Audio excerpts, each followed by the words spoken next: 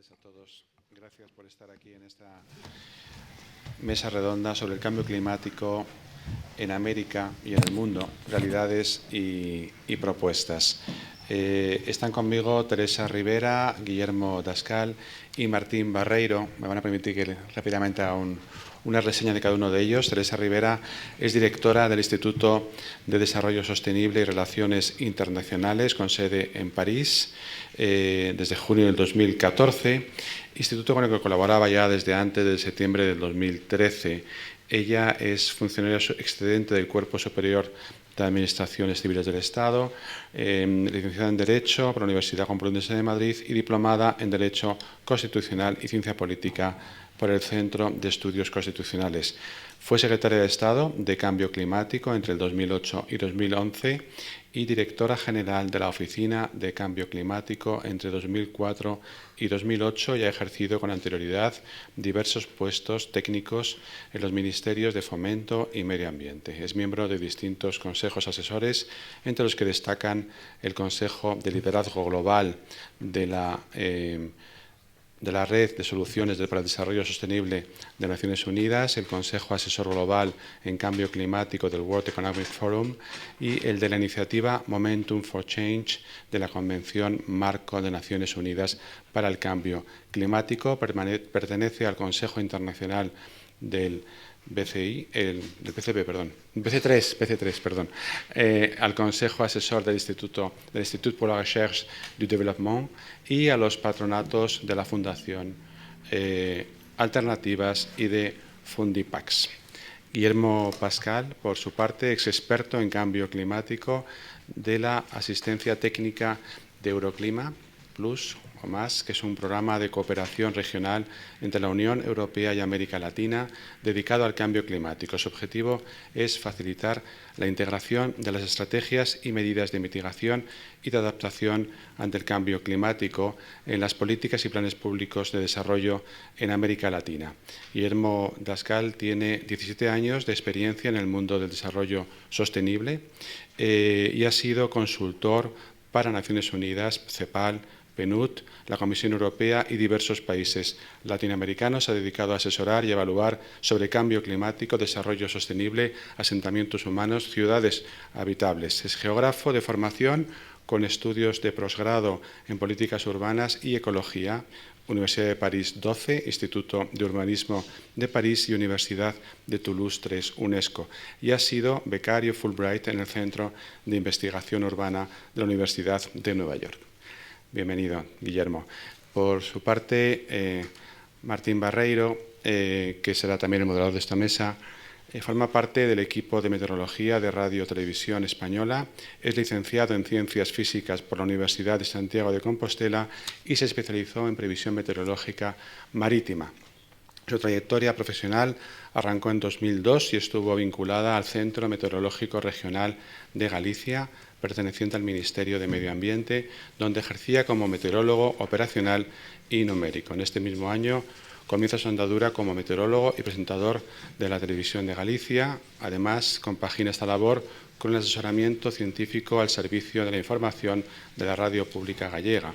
En 2010 pasa a formar parte del equipo del Tiempo de RTV, donde ejerce como meteorólogo y presentador a nivel nacional y también complementariamente sustituye a Jacob Petrus en el programa Aquí la Tierra en numerosas ocasiones, encargándose de la parte meteorológica del programa. Ha escrito muchas publicaciones científicas y es coautor de 4 libros. En el 2015 ganó el prestigioso premio TV Weather Forecast Award. Así que a todos otra vez bienvenidos. Gracias por estar aquí, gracias por haberse desplazado desde París o desde cada uno de sus lugares de residencia para compartir con nosotros cuáles son las perspectivas, la situación actual, las verdades y mentiras del cambio climático. Cuando hemos propuesto esta mesa redonda, por supuesto lo hicimos al calor de las noticias preocupantes que llegaban de América. Nuestra vocación es América, como saben ustedes, de huracanes, ciclones, incendios en Norteamérica y en el Caribe, pero también, por supuesto, movidos por la situación climatológica en España, de la sequía pertinaz que nos asola y en toda Europa Así que creemos que es una ocasión muy buena para que conozcamos de la mano de los expertos tanto en qué situación estamos, qué perspectivas tenemos, como qué respuesta internacional se está dando a estos problemas. Así que, sin más, de nuevo, muchas gracias a todos por estar aquí y le paso la palabra al moderador, a Martín Barreiro. Martín, cuando quieras. Es un tema del cambio climático que yo creo que es de vigente actualidad, a pesar de que es muy antiguo también, porque hay artículos ya de cambio climático de hace más de casi 40 años, aunque creamos que es un tema que solo se habla desde hace unos años, es algo que ya los científicos tenían presente ya hace mucho tiempo. Y yo soy ahora mismo, bueno, yo podría definirme como científico, aunque ya no actúo como tal, soy simplemente de cara a los medios de comunicación, y como tal recibo las preguntas y recibo el interés por parte de la sociedad que nos ve, que se preocupa y que le interesan nuestros pronósticos y que se preocupa y que le interesan los cambios y el devenir del clima. Entonces es inevitable escuchar las preguntas y todos los días a través de las redes sociales o incluso en persona, por la calle o en el propio trabajo, la gente está muy preocupada y siempre pregunta si todo lo que está sucediendo, los eventos extremos que estamos teniendo, las sequías, todo lo que está relacionado con el tiempo del día a día, si está relacionado a su vez con el cambio climático, si hay alguna relación. Hasta ahora la respuesta científicamente correcta, hago esta analogía con la manida frase políticamente correcta, era que en realidad no se pueden relacionar los eventos meteorológicos con los eventos climáticos. Seguramente sabréis que los eventos atmosféricos del día a día tienen una escala temporal, pues eso, de horas, de días, de escala temporal corta, y los eventos climáticos tienen una escala temporal mucho mayor. Para poder definir un clima en una zona han de pasar muchos días, han de pasar muchos tiempos para que eso tenga consistencia y se pueda estudiar y se pueda definir como un tipo de clima u otro. Pero bien es cierto que efectivamente cada evento meteorológico compone ese clima, compone ese evento climático general. Entonces, hoy en día yo creo que las preguntas ya no podemos esquivarlas con esa respuesta científicamente correcta de esta es mi opinión, pero bueno, creo que es una opinión que compartimos muchos comunicadores de cambio climático. No podemos esquivar esa pregunta diciendo que no se puede relacionar exactamente lo que está sucediendo ahora con el cambio climático.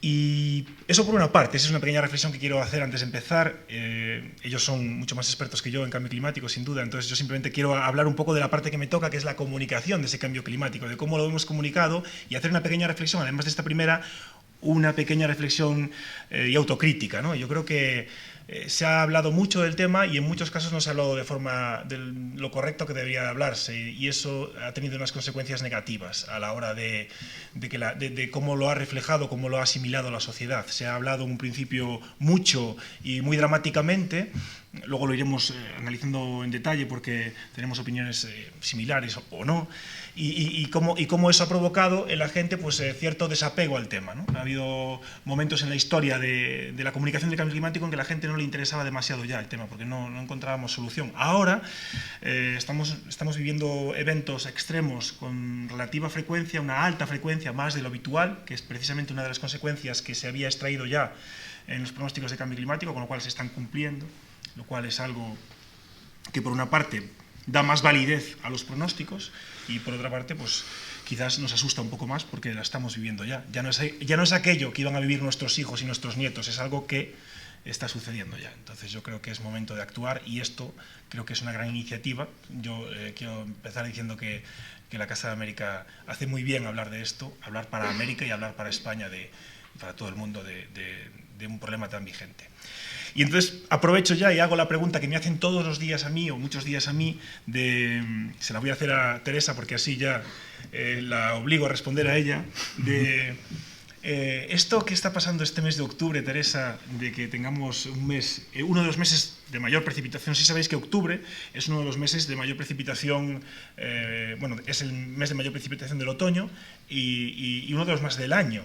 Y bueno, no ha caído nada, podríamos resumirlo como que no ha caído nada, ha caído 4 gotas, y noviembre y diciembre teóricamente son meses más secos y se espera que sean un poco más húmedos, se esperan, pero bueno, ya llevamos unos días de noviembre y la cosa no pinta bien. Entonces, esto en el caso de España, pero efectivamente puedo relacionarlo, como decía el director, con hemos tenido varios huracanes muy intensos, algunos de ellos de categoría superior, la máxima, que incluso se ha llegado a hablar, que también podríamos hablar del tema, si os parece, de que si habría que redefinir las escalas de huracanes y hablar de una nueva categoría, porque se ha superado el umbral de la categoría 5. Y han sido además de gran tamaño. Han afectado, uno de ellos tenía el tamaño entero de la península de Florida, y cuando cruzó el Caribe pues llegó a tapar por completo Cuba y, en fin, gran parte del Caribe, y con unas consecuencias desastrosas, como sabéis, todos ellos. Entonces, la pregunta ya sin más es, ¿tú crees que estos eventos tan seguidos, tan extremos y tan inusuales, en el fondo, porque no deja de ser un mes inusual, octubre, están relacionados con el cambio climático? Esta es una pregunta de amigo. Acabas de decir qué es lo correcto desde el punto de vista académico, y ahora dices un poco rompedor, a ver qué dice Teresa, ¿no? Y entonces yo creo que en esto, para que no me regañen, voy a volver un poco a la ortodoxia, siendo heterodoxa.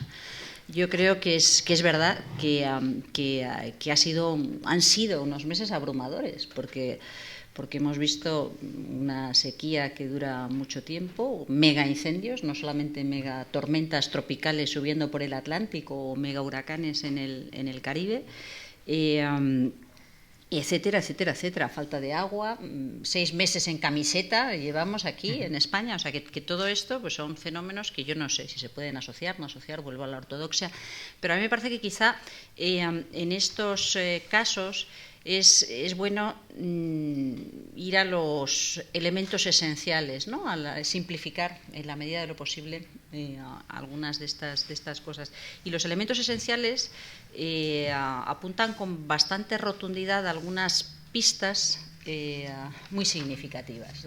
La primera de ellas es que efectivamente han sido meses extraordinarios, con un número de fenómenos meteorológicos extremos enormemente intensos, que forman parte de lo que esos climatólogos que hace muchos años que se dedican a intentar modelizar, a intentar entender cómo puede evolucionar el clima, vienen alertando, diciendo, oiga, que es que el clima puede cambiar y este tipo de cosas que hasta ahora son extrañas, poco habituales, pueden llegar a ser algo mucho más cotidiano. Y resulta que más o menos cuadra con ese tipo de alarmas. Por tanto, con independencia de qué es lo que ocurra para cada uno de esos casos particulares, que quizá pues se necesita un entendimiento más profundo, el mensaje fundamental de, ojo, esto puede llegar a ser una normalidad cotidiana en nuestras vidas, es muy llamativa y muy impactante.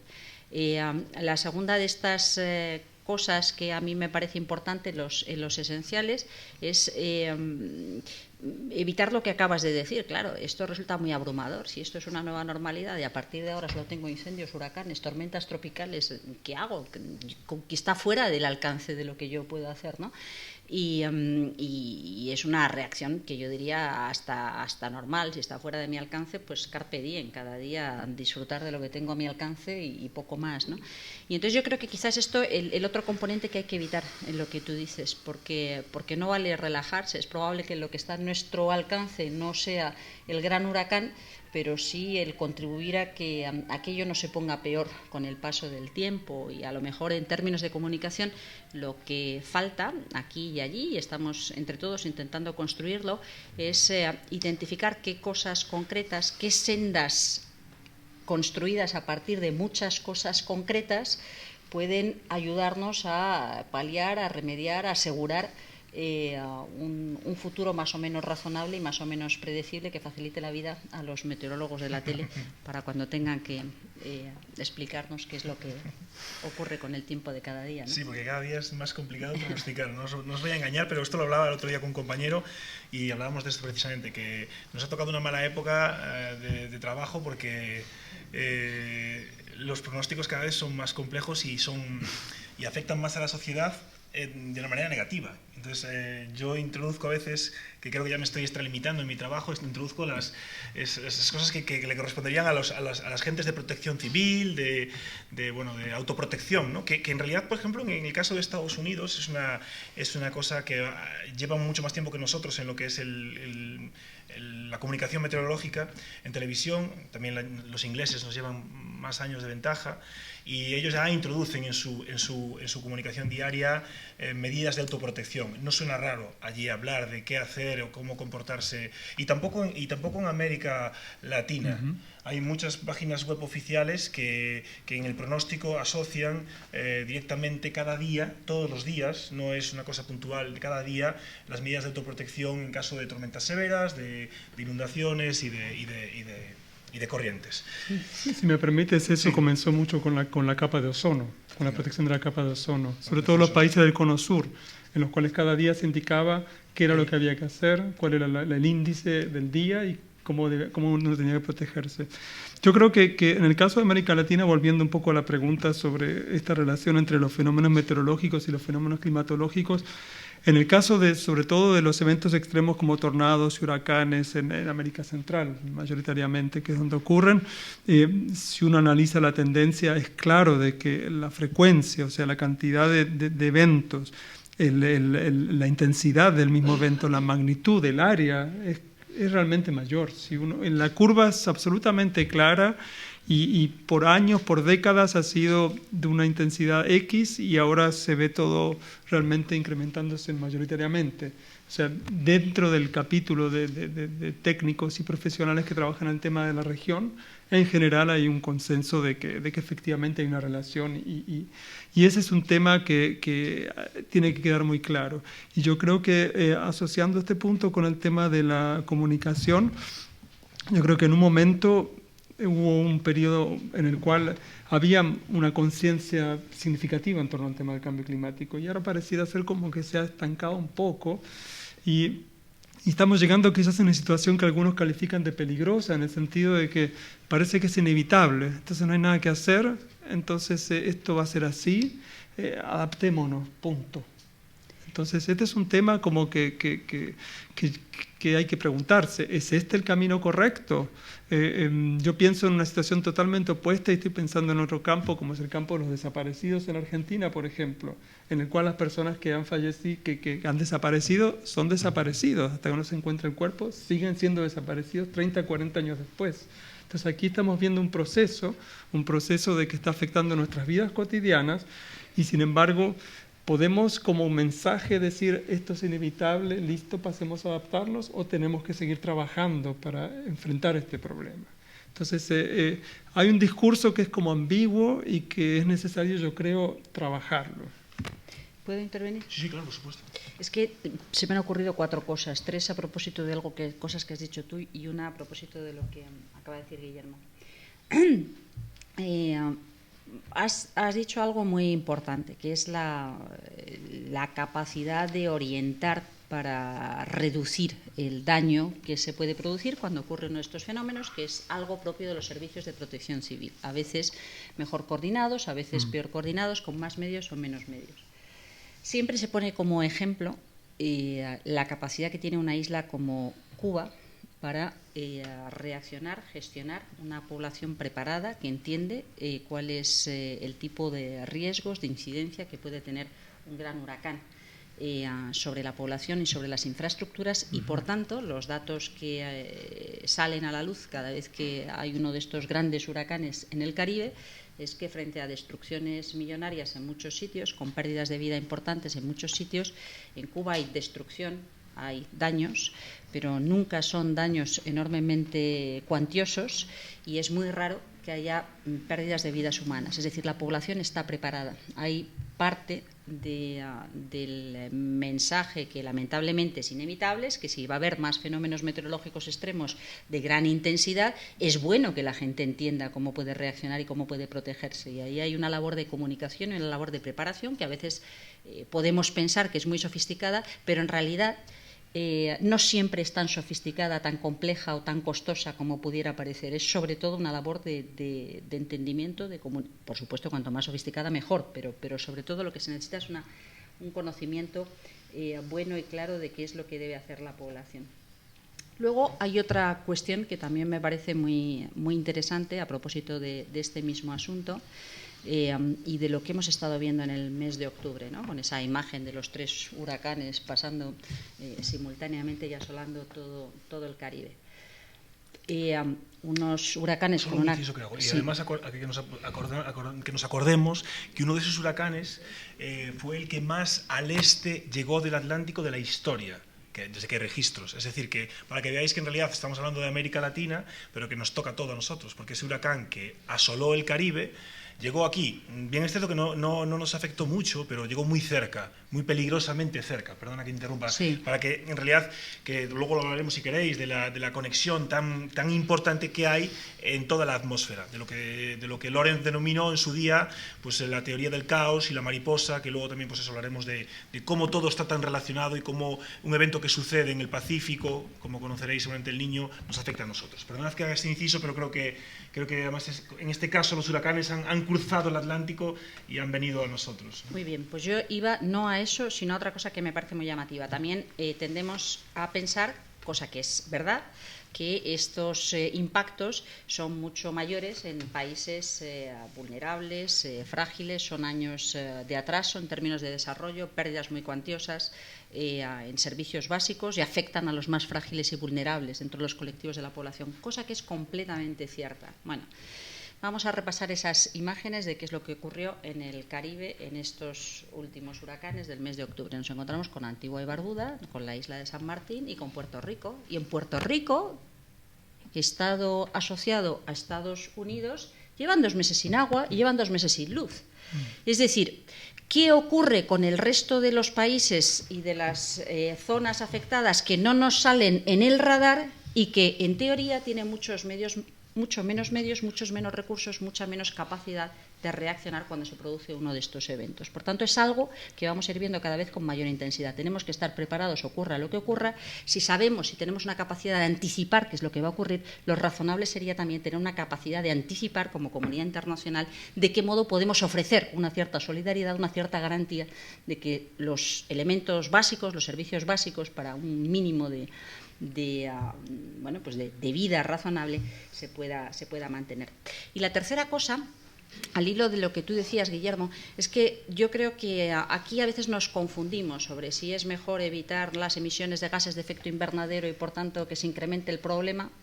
Esto debería ser un no objetable por nadie, salvo por el endemismo Trump, pero es obvio que hay que evitar, reducir al máximo el origen del problema. Lo que pasa es que, lamentablemente, esto tú sabes mucho más que nosotros, probablemente la inercia del sistema climático nos lleva a pensar que en todo caso vamos a convivir con impactos del cambio climático, aunque las emisiones se redujeran a cero durante mucho tiempo. ¿Qué significa? Pues que tenemos que hacer como en Cuba, es decir, tenemos que tener esa capacidad colectiva de poder identificar de qué modo estamos mejor preparados para que nos afecte lo menos posible aquello que va a ser muy probable que nos ocurra cerca. Y esto no siempre es así. A veces tiene que estar acompañado por una intervención, por una cierta facilidad de sistemas de seguros, de microseguros. Claro, una de las cosas que ocurre es que la población de pescadores o la población rural con menos recursos, cuando pasa el huracán, se acaba todo y se acaba todo y no tiene nada asegurado, por tanto se acaba todo de verdad y esto forma parte de los elementos un poco engañosos de las cuentas que se hacen, ¿no? Bueno, pues poner en marcha sistemas que sean asequibles para ofrecer una mínima protección incluso a los colectivos más frágiles y más vulnerables es también importante. Y me parece que todo esto combinado requiere una acción concreta sobre el terreno, un entendimiento concreto, una priorización de cuáles pueden ser los elementos en los que se puede actuar con una incidencia mayor en cada sitio, que requiere entender bien el espacio en el que se trabaja, ¿no? Si me permites, en torno a lo que mencionabas, claro, es un tema nuevo y tenemos que aprender todos de todos, sin excepción. Y sin prejuicios, entre comillas, yo creo. Y en ese contexto creo que ese es un tema para América Latina, porque América Latina es un subcontinente muy diverso, en el cual aprender unos de otros es una tarea bastante compleja, ¿no? Es difícil reunir a los países para poder aprender, para poder hacer lo que hemos llamado cooperación sur-sur. Entonces, esa es una de las líneas en las que estamos trabajando principalmente nosotros desde Euroclima Plus. Estamos tratando justamente de recoger experiencia de muchas de las agencias que están trabajando actualmente en Europa y aquí en España con América Latina, como AECID, como FIAP, también GIZ, Expertise France y la Agence France Développement, y recoger la experiencia del trabajo de ellos en América Latina, asociarlos con recursos frescos que ofrece la Comisión Europea para un programa que es elegido por los propios países. Y el tema de gestión de riesgos ha sido uno de los 6 grandes temas y son uno de los 6 focos que vamos a trabajar a partir de este año. Entonces, el aprendizaje de unos de otros es un tema clave. La experiencia de Cuba es excelente, por las personas que manejamos el tema es muy conocida, pero qué difícil es poder transmitirle, poder realmente integrarla a otro tipo de gestión en otro tipo de contextos. Volviendo al tema de Cuba, que lo habéis sacado, y yo ahí en realidad también tengo algo de experiencia porque en mi etapa de trabajo en Meteo Galicia trabajé con un meteorólogo cubano que estaba emigrado aquí, que pertenecía al Servicio Meteorológico Cubano. Bueno, estuvo trabajando y luego se vino a trabajar a Galicia y bueno, él había tenido experiencia en pronóstico de huracanes y es cierto lo que contaba Teresa que el huracán pasó por el noreste de Cuba con toda la fuerza posible y realmente, bueno, pues hubo hechos lamentables, ¿no? Como suele ser habitual, pero nada que ver con lo que luego sucedió en Estados Unidos, país muchísimo más preparado teóricamente, muchísimo más adaptado y muchísimo más con pronósticos teóricamente muchísimo mejores.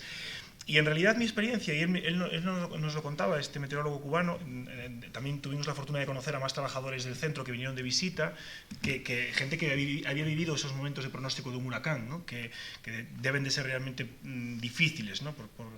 Porque son situaciones realmente duras de pronosticar y de contar. Que él nos contaba que la sociedad cubana se creía lo que contaban los meteorólogos de la tele. Se lo creía a pies juntillas, realmente se fiaba de los pronósticos de los meteorólogos que salían por la tele y de los boletines oficiales. Entonces, yo creo que es una de las primeras partes, ¿no? que tenemos que entre todos intentar conseguir, el creernos que está sucediendo algo, el creernos la gente que nos lo cuenta, teniendo en cuenta la naturaleza intrínseca que tiene este sistema, que es imposible de pronosticar al 100%. La naturaleza de la atmósfera no tiene una única solución ni la tendrá nunca. Da igual el tamaño de ordenador que haya en un futuro. Lo que los pronosticadores matemáticos dicen es que nunca jamás se podrá llegar a saber exactamente si va a haber aquí 18 grados y una humedad de tanto y en este otro punto cuánto va a haber, porque en realidad es un sistema lo suficientemente complejo como para que no podamos llegar a ese nivel de certidumbre. Pero sabiendo eso también, sabiendo que hay una incertidumbre muy grande, que los pronósticos en realidad sí funcionan bien. Y la evidencia es que los pronósticos de cambio climático están funcionando bien. Y entonces en Cuba la gente se los cree. Entonces eso es una cosa que yo creo que les funciona muy bien. O sea, que el hecho de que se creen que va a pasar lo que va a pasar, lo que le están diciendo, y eso activa en sus cabezas, en sus vidas, pues protocolos de autoprotección. Que a lo mejor en otros sitios, pues se subestima, ¿no? Porque no se creen esos pronósticos. Creo que es un poco la sensación que yo tengo de lo que me ha tocado a mí vivir, por mis pronósticos, por mi relación con nuestro entorno, de que nosotros tenemos un estigma que todavía nos cuesta quitar, de que nos equivocamos siempre, ¿no? Y es una cosa que duele mucho porque en realidad la estadística no es una cuestión opinable, ¿no? La matemática no tiene opiniones y la estadística que tenemos de pronóstico y de acierto es una cosa que no da igual lo que opine la gente, es una cuestión de que es así. Entonces no es verdad, acertamos más del 80% de los pronósticos, que eso pues puede parecer poco, ¿no? Pero a mí me parece pues, bastante aceptable hoy en día. Pero yo creo que lo que dices es muy interesante también por otro motivo, ¿no? Y aquí que estamos combinando meteorología, climatología, protección civil y acción climática, que son distintos campos. Yo creo que es importante entender también cuál es el papel y lo que hay que pedir a cada cual. Es decir, el meteorólogo, el climatólogo es solvente, confiable en meteorología y climatología, pero no se le puede pedir, como a veces uno oye, que yo creo que es fundamentalmente una excusa para no asumir responsabilidades, que sea la ciencia quien me diga lo que tengo que hacer. Perdón, la ciencia, le puedo decir lo que sabe la ciencia, pero la ciencia no es un buen prescriptor social sobre cómo se combinan las distintas sensibilidades en un determinado entorno para priorizar una acción contra otra, ¿no? Entonces yo creo que hay una tarea de conocimiento importante que tiene que ser acompañada de una comunicación solvente, que debería ayudar y generar una presión positiva desde el punto de vista social para que aquellos cuya función, que nos ha costado muchos siglos construir esa función, es entender cómo se prioriza, cómo se entiende las sensibilidades del interés general, del interés público, los colectivos vulnerables, puedan ir identificando las medidas que proponen, que tampoco son ni matemáticas ni técnicamente perfectas, no hay una combinación mejor que otra, pero sí acompañando esos debates que en el fondo son debates sociales, ¿no? Cómo se va articulando un cambio social importante que permita, bueno, pues ser mucho más resilientes frente a este tipo de peligros, pero también, como decía Guillermo, no quedarnos con la nostalgia de decir yo con quedarme preparado y sobrevivir me vale, sino saber, entender, asumir que hay que evitar que las cosas sean todavía más peligrosas y por tanto hay que atacar las causas que generan ese problema, ¿no? Entonces yo creo que el saber cuál es el papel de cada cual, cómo combinarlos en un debate y en una serie de decisiones colectivas que no son ni perfectas, ni matemáticas, ni técnicas, sino que es una combinación de todos, solventes, técnicamente solventes, pero en el fondo es un proceso de decisión social, ¿no? y de tutela institucional. Sin duda, está clarísimo. Guillermo, cuéntanos un poco más, que estabas avanzando un poco antes, ¿qué es Euroclima Plus? ¿Qué hace? ¿Cuáles son vuestros objetivos? Sí, hay un video que tenemos que quizás, no sé si será bueno... Sí, si pudiéramos poner el vídeo... Creo que está sobre Euroclima. Plus es una oportunidad que tienen los países de América Latina para potenciar sus acciones y, ¿por qué no, llegar a cumplir el sueño de no pasar de los 2 grados centígrados? Significa decisiones políticas. Significa un avance más, un paso adelante a la lucha contra el cambio climático. El programa Euroclima es una oportunidad para los países latinoamericanos de demostrar que pueden trabajar juntos a pesar de toda la diversidad que abarca la región. Euroclima Plus es un trabajo y un programa de ayuda y de cooperación espectacular. Bueno, Euroclima Plus es la posibilidad de potenciar acciones que hace tiempo están siendo pensadas y que están empezando a tomar forma. Una ayuda que necesitamos desde hace mucho tiempo. Integración de Latinoamérica para combatir el cambio climático del cual somos más vulnerables los latinoamericanos. Mejorar la calidad de vida y crear sociedades resilientes a los efectos del cambio climático. Un catalizador del potencial que tiene América Latina. Euroclima Plus es una línea que se inserta en nuestros, como te decía, en nuestros programas, en nuestros proyectos de enfrentamiento al cambio climático, que debemos aprovecharlo, debemos conocer de él, debemos saber qué nos ofrece y en la medida de las posibilidades y las particularidades de los países podemos acceder a él para beneficiar nuestras contribuciones en nuestros proyectos de mejora climática. Oportunidad para alcanzar un desarrollo económico a través del cumplimiento de las contribuciones nacionalmente determinadas. Es un aliado. Es un mecanismo que nos va a permitir seguir trabajando juntos, cooperar más estrechamente entre los países de América Latina con apoyo de este bloque de la Unión Europea y poder impulsarnos hacia adelante, poder trabajar más para crecer, para enfrentar los temas del desarrollo económico, reducir la pobreza y enfrentando los temas de cambio climático. Euroclima es un programa que surge de acuerdos intergubernamentales entre 18 países de América Latina y los gobiernos de la Unión Europea. No sé si saben, hay reuniones a alto nivel, a nivel presidencial, cada 2 años entre ambas regiones y se definen en qué temas, en qué áreas se puede articular trabajos y en qué temas se puede cooperar. Y es así que en el año 2008 surgió el interés por el cambio climático y a partir del 2010 funciona el programa Euroclima. Este programa tiene la particularidad de que los temas que se trabajan son solicitados por los propios países de la región. Y empezó con 2 años y medio con 3 millones de euros para empezar a trabajar, siguió luego con unos 14 millones de euros para finalmente comenzar ahora con Euroclima Plus con 80 millones de euros, ya centrados en acciones concretas y en apoyo a los países. ¿Qué han pedido los países para enfrentar este tema? Y esto quizás es una especie de barómetro de por dónde va el problema, por dónde van las barreras. El programa se estructura en base a 2 tipos de servicios que se entregan. Uno son proyectos concretos, es decir, ayudar a los países a que vean proyectos demostrativos que les muestren otra manera de enfrentar el problema, ya sea para mitigar o ya sea para adaptarse. Y las 6 áreas temáticas fueron elegidas por los propios países. Pero también hay un tema de gobernanza ambiental, gobernanza climática, porque una de las grandes barreras es el tema, por ejemplo, de la capacitación, es el tema de cómo articular en forma interinstitucional estos problemas. Como ustedes saben, los problemas de cambio climático son problemas multifacéticos, son problemas que abarcan muchas cosas.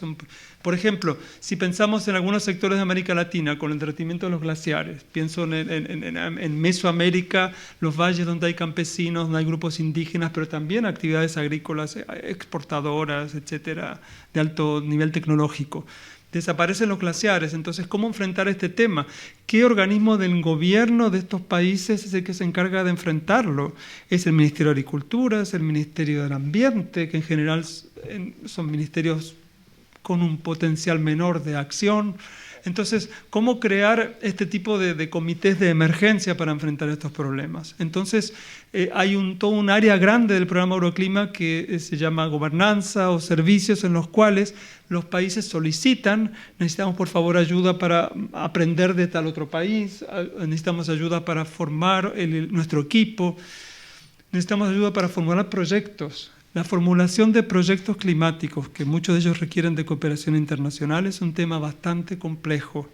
Tan complejo que los países han solicitado fuertemente este tipo de apoyo. Nosotros hemos hace poco relevado, para darles una idea, y yendo al tema específico del financiamiento climático, hemos detectado que en América Latina operan más de 50 fuentes, 50 instancias, programas, bancos, fuentes en general, que aportan recursos al cambio climático. Entonces, ¿cómo entenderlos? ¿Cómo acceder a ellos? ¿Cómo saber sus plazos? ¿Cómo articular estos fondos con los presupuestos nacionales cuando se necesita de aportes de contrapartida? Es un tema muy complejo.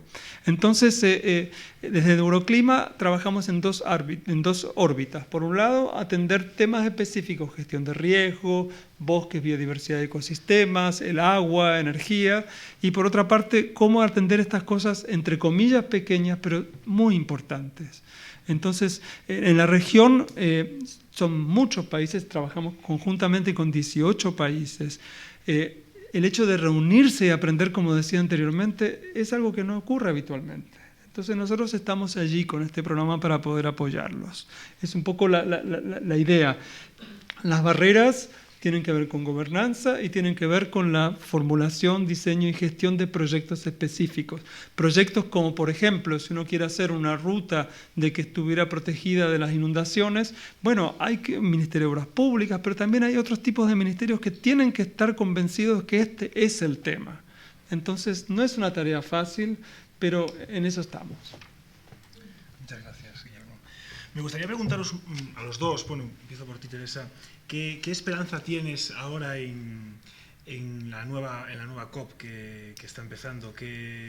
No sé, ¿cuál es tu sensación o cuál es la sensación general, si nos puedes contar algo?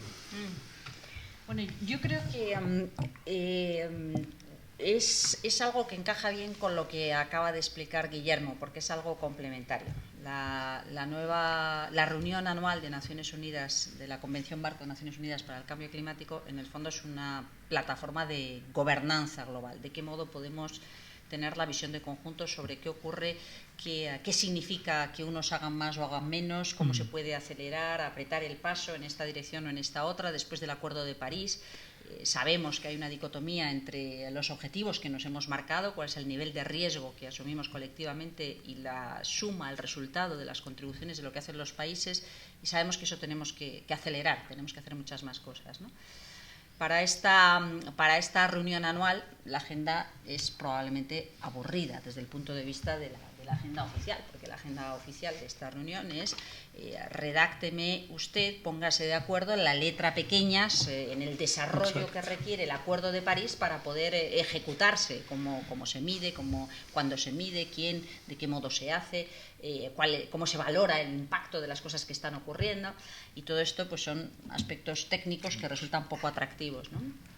pero son importantes, porque si no, no se puede avanzar en esa capacidad de gobernanza y de entendimiento de conjunto. Esa es la agenda, y esa es una agenda que, como digo, es, a pesar de ser aburrida, relativamente importante.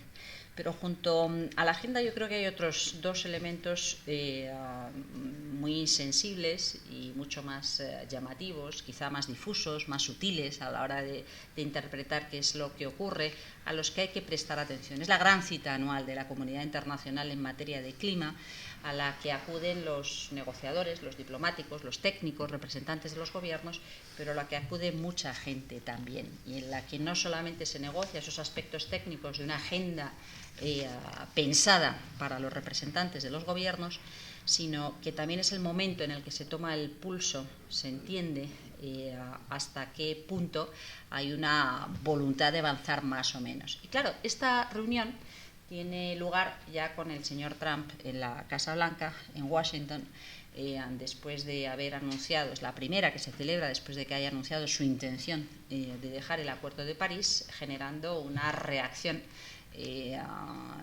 muy entusiasta por parte de republicanos y demócratas al frente de ayuntamientos o estados en Estados Unidos, o consejeros delegados y actores económicos y sociedad civil americana. Pero también una reacción muy importante por parte del resto de los gobiernos de la comunidad internacional. Una reacción muy importante que se ha saldado no solamente con la entrada en vigor del acuerdo en un tiempo récord, sino con el hecho de que todo el mundo ha salido a contestar: yo no me voy de aquí porque no me quiero ir, porque esto lo hago porque me interesa, por mi egoísmo, porque necesito conciliar todas esas cosas a las que apuntaba Guillermo, por tanto me es indiferente qué es lo que haga este señor va a dañar la economía americana y va a dañar las pautas de la gobernanza global, pero nosotros no nos descolgamos. Pero, claro, de algún modo esto no nos resulta suficiente. Hace 2 años en París salimos diciendo estamos muy contentos porque hemos logrado construir este sistema, pero somos conscientes de que este sistema es insuficiente, que hay que activarlo, hay que abordar reformas sistémicas muy importantes de nuestra realidad económica, de nuestra realidad energética, transformar nuestros modelos, cada uno en nuestra casa. Y solamente si ponemos en marcha esas transformaciones profundas de nuestros modelos económicos y nuestros modelos energéticos, podremos atrapar el retraso con el que estamos operando. El efecto Trump ha sido un poco anestésico, es decir, los líderes del mundo que salían contentos, pero un poco con la timidez de saber que lo que estaban en condiciones de ofertar hace 2 años era insuficiente para cumplir sus compromisos, en estos momentos están muy contentos porque no están con Trump, porque están con el Acuerdo de París, porque al Acuerdo de París ha sumado Nicaragua hace menos de un mes y Siria hoy mismo, es decir, los 2 únicos países que no lo habían hecho hasta la fecha. Pero no basta haber firmado ese acuerdo y quedarse contento porque no se está con Trump. Hay que abordar esas reformas muy importantes y eso es una decisión de cada cual en su país. Cómo se plantea el modelo energético, cómo se plantea el modelo de usos de suelo, cómo se transforman las señales económicas, fiscales, financieras, para no confundirnos a la hora de dedicar el dinero a cosas que nos pueden hacer más daño desde el punto de vista climático, sino dedicarlo a aquello que nos hace resilientes y que nos mejora las condiciones de lo que vengan después. Y esto vamos a ver qué es lo que ocurre en Bonn, cómo reacciona la gente, cómo reaccionan todos esos otros líderes que acuden a esta negociación, no a negociar, sino a intercambiar impresiones, a tomar el pulso, a entender qué es lo que está ocurriendo en el resto de los países, después de que China, India, en fin, que haya habido muchos movimientos este año. Y el otro gran factor político importante es también asociado a ese efecto Trump. En el fondo ha habido un cierto acuerdo global diciendo transformar nuestro modelo económico requiere tiempo, pero entendemos que también exige solidaridad. Por tanto, vamos a contribuir de forma importante a la solidaridad para con los más vulnerables del mundo. Claro, el señor Trump dice: yo no contribuyo nada a la solidaridad y aquí dejo un agujero. Y mientras tanto tenemos huracanes, sequías, inundaciones, porque nos estamos fijando en el Caribe, pero si vamos al sureste asiático ha sido un año horrible también. Todo eso es un sufrimiento que la gente vive en sus propias carnes y evidentemente la pregunta es, a mí no me haga perder más tiempo, necesito entender cuál va a ser la capacidad de respuesta, la capacidad solidaria en este frente. Por tanto, esas son tensiones que se van a vivir en Bonn en una reunión que está presidida por Fiyi, un país extraordinariamente vulnerable, muy pequeño, pero que ha asumido un liderazgo importante en algunos de los asuntos globales que más nos afectan en nuestros días. Ha estado presidiendo la Asamblea General de Naciones Unidas, ha estado presidiendo la Cumbre de Océanos que se celebró en Nueva York antes del verano y preside ahora la Cumbre de Clima. Y por último, la última variable en Bonn, que ya te estoy contando el rollo completo, una cosa que preguntabas, es que en esa ocasión de tomar el pulso, me he referido hasta ahora a tomar el pulso entre los distintos actores políticos, esa imagen de geopolítica de qué ocurre y hasta dónde está haciendo quién qué. Pero también hay una realidad que se palpa en las decisiones cotidianas de actores económicos y actores sociales, que tienen que pensar en cuál va a ser su modelo de negocio de aquí a 20, 30 años, qué decisiones de inversión toman hoy, qué modelo de infraestructura van a impulsar o no, o por qué les preocupa cuestiones sociales tan variadas como las migraciones o el acceso a agua o las condiciones de progreso o acceso a energía, ¿no?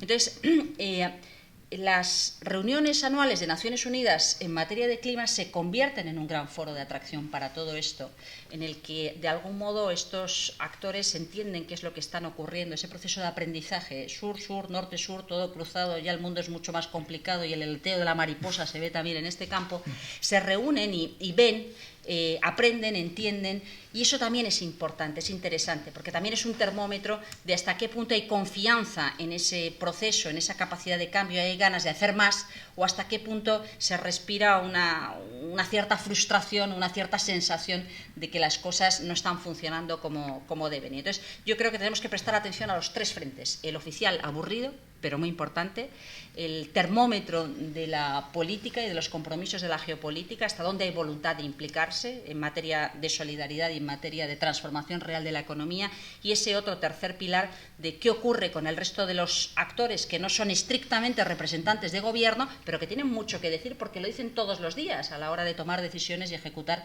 su propia realidad industrial o social en cada momento, ¿no? Sin duda, tienen un poder en la sociedad totalmente innegable en el día donde vivimos. No sé si quieres contar algo de lo de Bonn. Sí, quería agregar un poco algunos puntos, aunque fuiste muy clara en precisar los elementos centrales. Yo creo que va a ser es bien particular porque, como tú dijiste, estamos con un gobierno de Estados Unidos diferente, con una actitud y una disposición distinta, aunque si bien los gobiernos intermedios como estados o gobiernos locales tienen una postura bastante clara y a favor del Acuerdo de París también, y eso es significativo. También es una cumbre quizás, como tú decías, aburrida o muy técnica, porque va a haber que definir varias cosas que son realmente importantes, ¿no? Por ejemplo, si el Acuerdo de París se quería medir cuánto la sumatoria del progreso de lo que están haciendo todos los países. Si ustedes tienen la oportunidad de leer a qué se comprometió cada país y quieren hacer la suma, es muy difícil hacerla, porque cada país tiene su lógica, tiene sus prioridades, tiene sus temas, tiene sus maneras de medirlo. Entonces, ese tema que parece una cosa sencilla es bastante complejo. Son de los temas técnicos que abordar. Otro tema que también va a ser tratado es el tema de los pasivos en materia de cambio climático. Algunos países han generado este problema mucho más que otros, y siempre aquellos países que están recibiendo el problema del cambio climático reclaman y exigen de que se compensen. Otros países dicen, bueno, tampoco podemos pagar por la esclavitud de hace 100 años, pero bueno, ese tipo de debate seguramente va a aparecer, como siempre ha aparecido, con mayor o menor intensidad. El tema de las tecnologías mágicas, ¿no? Que aparezca alguna tecnología que pudiera realmente transformar el CO2 y realmente va a hacer bajar la temperatura, también va a ser un tema que yo creo que va a surgir fuertemente. Y el sector privado, el involucramiento del sector privado creo que va a ser quizás el gran tema. Y creo que el avance que han hecho las industrias automotores, que hayan comenzado a definir metas y plazos concretos, es decir, vamos a dejar de producir autos de tal manera, ese va a ser un tema creo que relevante. No sé si las políticas fiscales vinculadas a los subsidios, a la explotación de petróleo, eso, ¿qué va a pasar? Eso quizás siga su curso. Pero ese es una COP clave, porque se espera que en la COP siguiente se haya totalmente concluido y clarificado todos los puntos del Acuerdo de París y comenzar a operar.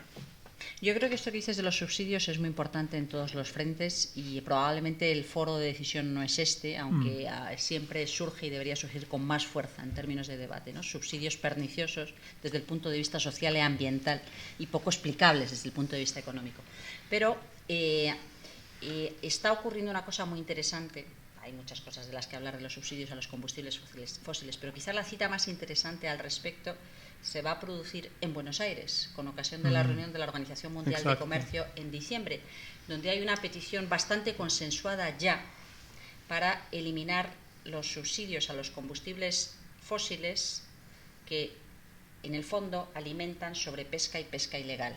Por tanto, un cierto seguimiento en el que el comercio mundial de pesca no hay prácticas incorrectas que ponen en peligro las especies que se pescan, por tanto un elemento ambiental clave desde el punto de vista de la soberanía de los recursos de los estados ribereños, pero también desde el punto de vista del ecosistema marino, gracias a que hay grandes subvenciones a lo que se queman los barcos para poder ir a pescar y por tanto se pesca gratis, ¿no? No hay coste. Entonces este tema va a surgir ahora. O sea, que lo que vemos también es que esa idea que teníamos, que era mucho más sencillo el mundo antes, ¿no? Aquí hay estos que me resuelven este problema y estos que me resuelven este problema, y ahora ya no es así. O sea, un problema como el cambio climático puede aspirar a tener una cierta gobernanza que oriente lo que debe ocurrir en frentes muy distintos, en niveles de responsabilidad muy diferentes. Y lo mejor que nos puede pasar es que los distintos niveles de responsabilidad, cada cual en su propio ámbito, entienda qué significa. Y efectivamente, pues aquí es un ejemplo de pesca que distorsiona los mercados globales y que genera efectos perniciosos como consecuencia de una malísima práctica que es subvencionar combustibles fósiles. Pues resolviendo esto tendrá un impacto directo también, esperemos que vaya bien y que sea apreciable y todas esas cosas, en la quema de combustibles fósiles y así todo, ¿no? Muy interesante, esto no lo sabía. Pues yo, volviendo a esto precisamente del nuevo modelo de producción o de cómo el sector privado, el sector industrial se está involucrando en el tema de cambio climático, vuelvo a hablar desde mi punto de vista de no ser una persona experta en el tema del día a día, de cómo las industrias están cambiando sus tecnologías, pero sí a lo mejor en foros de comunicación en los que he estado y en los que he compartido mesa con, voy a definirlos como ex-negacionistas del cambio climático, porque bueno, es un tema que todavía no hemos tocado. Yo creo que es conveniente tocarlo porque todavía, desde mi punto de vista, insisto, de que tengo contacto con el medio en general, nosotros somos los que recibimos, ¿no?, todas estas quejas, y hoy en día con las redes sociales es muy fácil, además, pues eso, dar tu opinión o tu crítica, claro. Entonces, bueno, es un poco que yo he observado que ha habido un cambio en el paradigma del negacionista, ¿no? El negacionista, bueno, supongo que obedecería a distintos intereses, ¿no? Pero fundamentalmente era una cuestión, detrás de esto había pues una cuestión casi fundamentalmente económica, casi, no del todo, ¿no? Porque en algunos casos ahora se ve claramente que no, pero en el momento en el que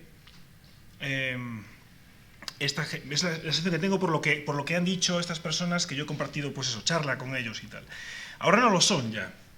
Ahora digamos que han visto una oportunidad de negocio en el mundo del cambio climático, y el mundo económico ha visto también que es algo, yo creo que completamente ineludible y que nos está afectando y que afecta las materias primas y por lo tanto afecta las cadenas de producción e interrumpe las producciones y puede interrumpir más las producciones. O sea que es un elemento que juega un papel fundamental en cualquier cadena de producción de cualquier producto, y ellos son los más interesados en no perder dinero, ¿no? Y yo creo que han cambiado un poco ese paradigma de ser negacionistas a ahora buscar una oportunidad de negocio, e incluso hay ya algunas empresas que se dedican a vender la tecnología, ¿no?, de cómo se han ido adaptando, cómo en su empresa se han adaptado a una producción más sostenible y cómo encima esos son capaces de venderlo, que eso ya es como, bueno, no deja de ser inteligente, ¿no? O sea, al menos a mí me lo parece, que es que no solo mejoro mi producción, sino además vendo el cómo lo he mejorado.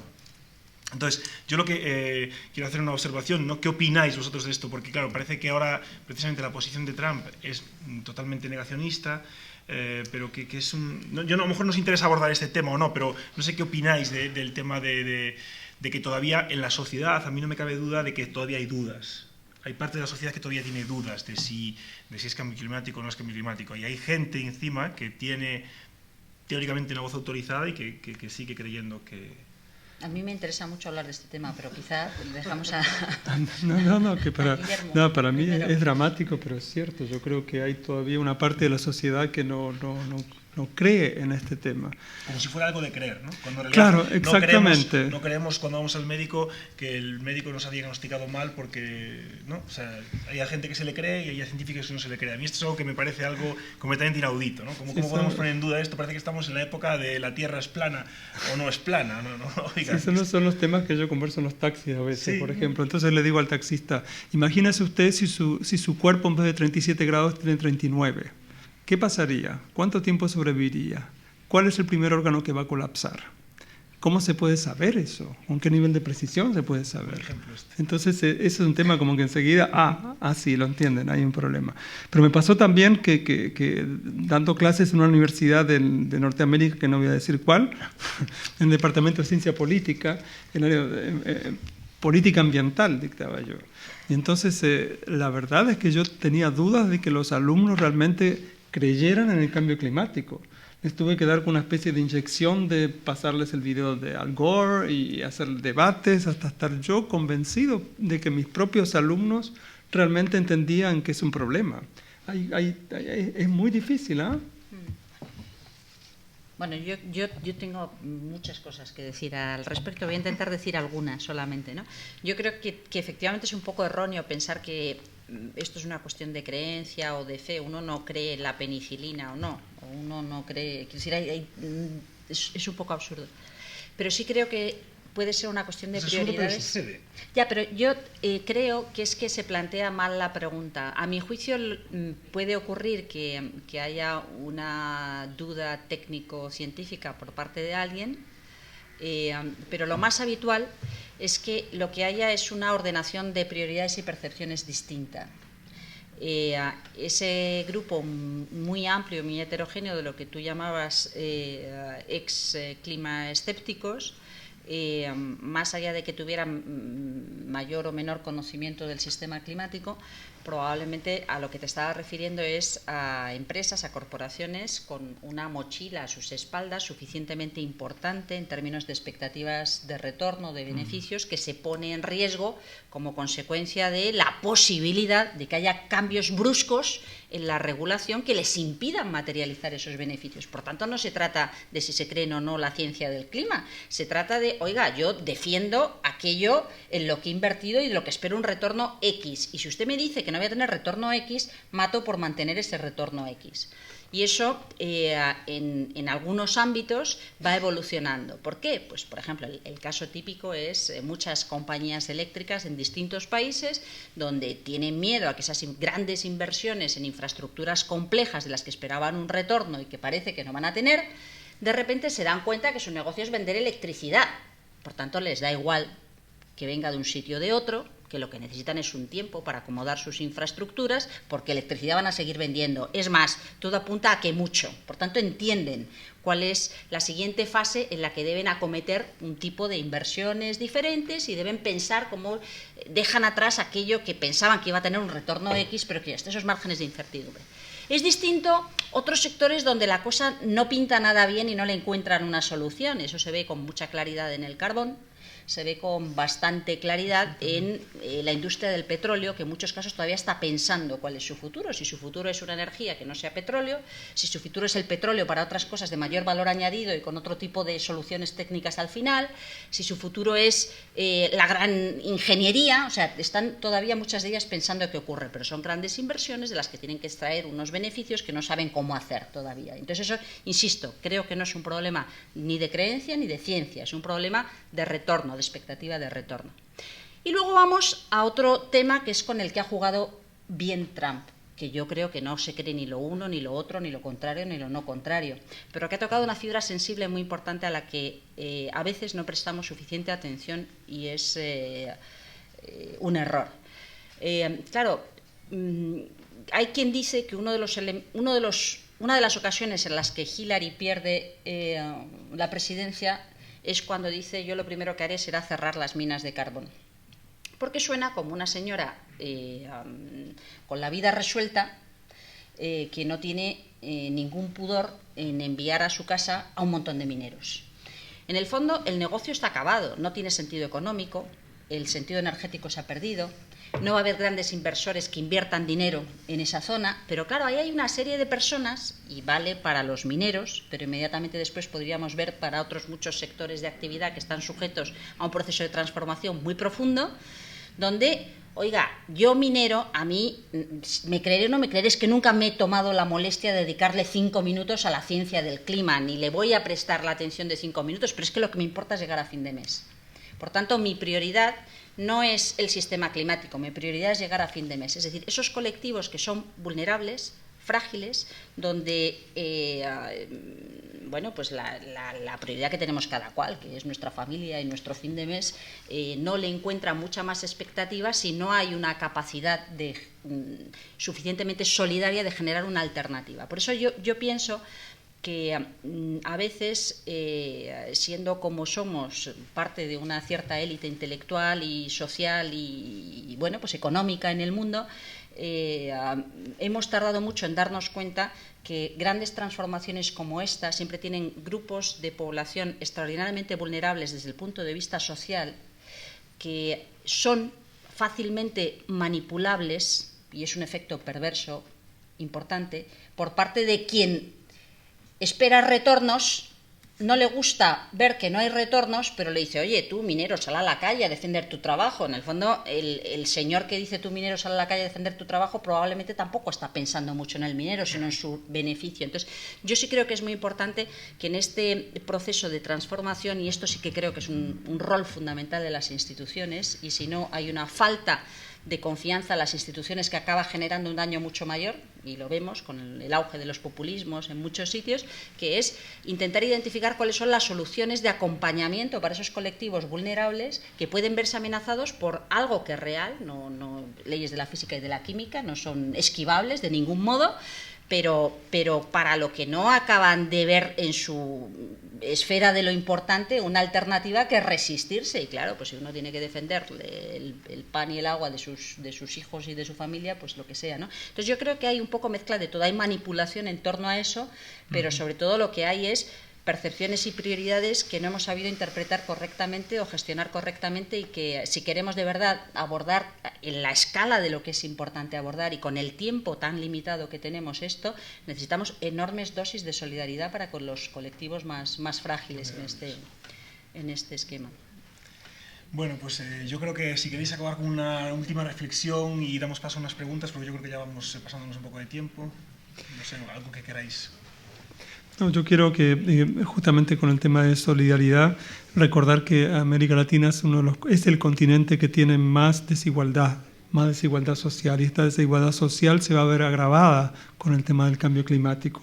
Entonces, atender el tema del cambio climático implica especificidades distintas, porque tenemos que entonces ver que no es solamente un conjunto de territorios cuál es más vulnerable que otro, cuál ecosistema, sino también adentro de este territorio cuál es la población más vulnerable. Si estamos en una ciudad de que el tiempo empieza a ser más inestable y entonces hay aluviones y se destruyen las casas, obviamente se van a destruir las casas que están en las laderas, en lugares que no están permitidos, donde hay gente más vulnerable.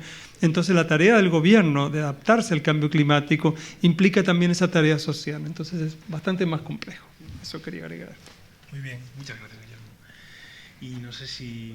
Yo he hablado mucho, pero me parece muy bien la manera en la que ha acabado Guillermo, porque es verdad que son vulnerabilidades y fragilidades que van muy asociadas, ¿no? Y probablemente esa es la gran diferencia, que la física y la química inmediatamente después los mercados y las grandes corporaciones ajustarán, parece bastante obvio. La cosa es cómo se asegura un acompañamiento que evite esas mayores distorsiones y esos mayores impactos sociales y esa exclusión masiva de gente. Por tanto, me parece muy bien cómo acaba Guillermo. Y yo quería además añadir a eso que precisamente no solo de poner, de poner la lupa, bueno, la visión en esa gente más vulnerable, es interesante y es conveniente. Es interesante para ellos sobre todo, claro, obviamente, pero es conveniente también porque esa gente, y es un poco hilando con lo que contábamos de Cuba, yo también he leído algún artículo de algunos campesinos peruanos que han sabido ya adaptarse a las nuevas, o sea, que por el hecho de sus situaciones a veces mucho peores, ¿no?, que de los que vivimos más acomodados, no por eso su forma de adaptarse o su forma es peor. A veces, en su capacidad, quiero decir. Yo recuerdo algunos campesinos que han sabido cambiar el tipo de plantación. Quiero decir que incluso nosotros podemos aprender, ¿no?, de ese pueblo pues, que vive en una zona un poco más deprimida. Bueno, en definitiva, que siempre se puede aprender además de esa gente que vive en esos entornos más extremos, porque ha tenido que adaptarse a un entorno más extremo y ha sabido hacerlo sin ayuda, a lo mejor, pues que hemos tenido en otros casos.